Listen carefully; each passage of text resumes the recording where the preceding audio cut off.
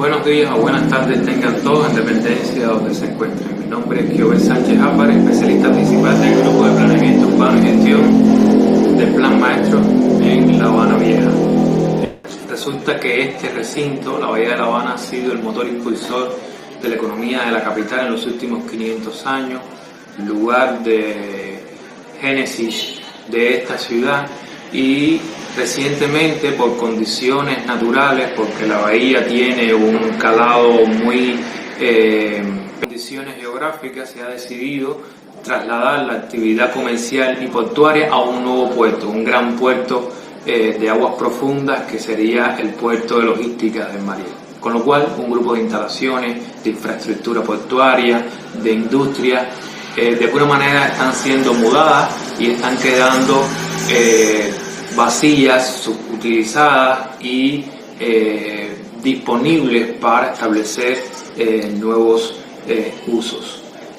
En el año 82, cuando se establece la Declaratoria de Patrimonio Mundial de La Habana Vieja, no existía el concepto de zona de amortiguamiento, y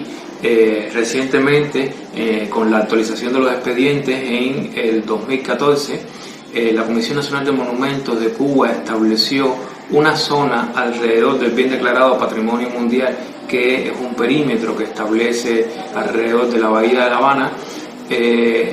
como zona de protección de la República de Cuba, y que será en el futuro la declaratoria para zona de amortiguamiento del bien declarado Patrimonio Mundial. En tal sentido, cuando nos enfrascamos en el desafío de establecer un instrumento de gestión para este recinto, resultó imprescindible tener que construir dos instrumentos: el plan de manejo del paisaje cultural y al mismo tiempo el Atlas del Patrimonio Cultural. El Atlas del Patrimonio Cultural, que es un instrumento que ha tenido que establecer un grupo de herramientas para poder construirse a él mismo. Se tuvo que primero hacer toda la consulta cartográfica histórica con muchísimo rigor, georreferenciada a cartografía GIS, para poder entender cuáles eran estos componentes de las preexistencias que llegaron a nuestros días y que de alguna manera narran la evolución de la construcción del puerto de La Habana. También se ha consultado todos los archivos históricos, fotografías históricas, y ha resucitado muchísimo material importante que de alguna manera ayuda a contar esta historia. De la misma manera que se consultaron los archivos históricos,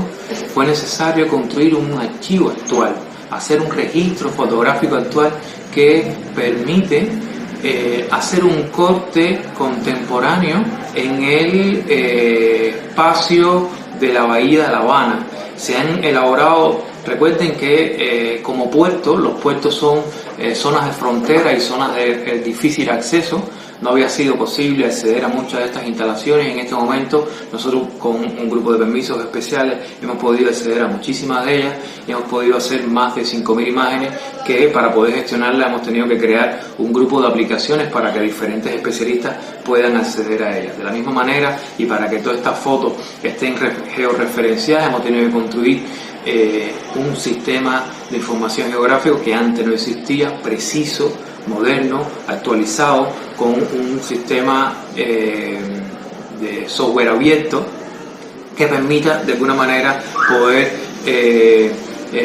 superponer toda la información alfanumérica, que no va a ser solamente tributante a el Atlas, sino toda la construcción de los instrumentos urbanos. De la misma manera se construyó una maqueta tridimensional, porque si estamos diciendo que necesitamos comprender este territorio desde una lógica diferente con el paisaje, teníamos que salir de los análisis bidimensionales de los planos a salir a los análisis de 3 dimensiones con estas maquetas tridimensionales digitales. De la misma manera, digamos que para poder concebir este instrumento, que es el Atlas, lo hemos estructurado en 3 componentes. El primer componente es esta descripción analítica de cuáles son esos significados y cuáles son esas singularidades del paisaje dentro del territorio de la Bahía de La Habana, y otros 2 componentes asociados al inventario, que uno es el inventario del patrimonio material y otro el inventario del patrimonio inmaterial. Para poder elaborar todo esto se ha creado otra aplicación que permite trabajar entre diferentes especialistas de la oficina del historiador, arqueólogos, ingenieros, arquitectos, espeleólogos, fotógrafos, y que de alguna manera todos pueden tributar a estos inventarios y generar una matriz conjunta de información. Este primer acercamiento al Atlas, a este inventario, imagínense, son 2.200 hectáreas, es muy difícil hacerlo de manera expedita, pero nosotros hemos establecido, digamos que, prioridades, y la primera prioridad ha sido inventariar todo ese borde costero, precisamente porque es el más delicado y vulnerable, y el que en el futuro inmediato va a ser el más susceptible a futuros cambios y posibles transformaciones. Hasta este momento hemos podido inventariar aproximadamente unos 100 inmuebles que sobre todo están concentrados en la infraestructura portuaria. En una de las cartografías que se presenta aquí en nuestra presentación se puede ver todo lo que hemos podido inventariar hasta este momento y cuáles van a ser los grandes desafíos en los próximos 2 años, donde sí pretendemos abordar el inventario en una zona de antiguos almacenes e industria que va a ser parte del núcleo central de este plan perspectivo de desarrollo. Para poder entender de manera significativa cómo hemos organizado este instrumento, a partir de la estructuración funcional del territorio, de los componentes visuales del paisaje visual y del paisaje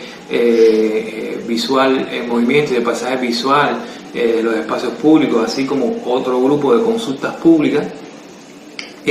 nosotros hemos logrado definir un grupo de unidades de carácter del paisaje que establecen cuáles son estas singularidades y estas diferencias entre el paisaje, digamos, fluvial del río Luyanó o el río Martín Pérez, o las áreas industriales, por ejemplo, alrededor de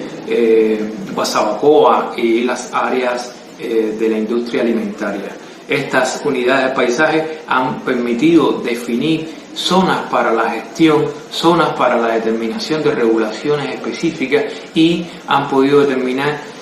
dentro de estas unidades de paisaje cuáles son estos elementos del patrimonio industrial que pueden ser elementos dinamizantes, activadores, articuladores del espacio público y de programas que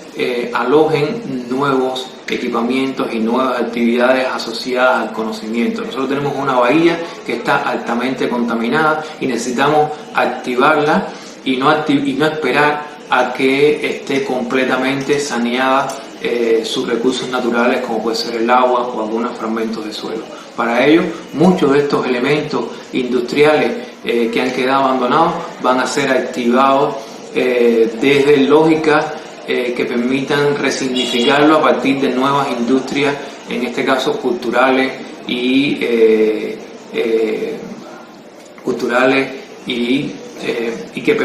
creativas, y que permiten entonces de alguna manera concentrar toda esa creatividad y toda esos componentes culturales que hay en la ciudad en algunos de estos componentes. El plan perspectivo, que es el instrumento que va a rectoriar toda la organización y la política y toda la estructura territorial de esos componentes en la bahía, establece tres componentes principales que determinan los ejes transversales de la estructuración del territorio. Uno es el naranja estratégico, que se basa específicamente en identificar estos componentes del patrimonio industrial que necesitan ser resignificados y que necesitan de alguna manera tener estas nuevas alojamientos de estas nuevas actividades de la cultura, la innovación y el conocimiento, y que ya han sido identificados y que de alguna manera se están elaborando posibles proyectos que permitan contar esta historia de la ciudad.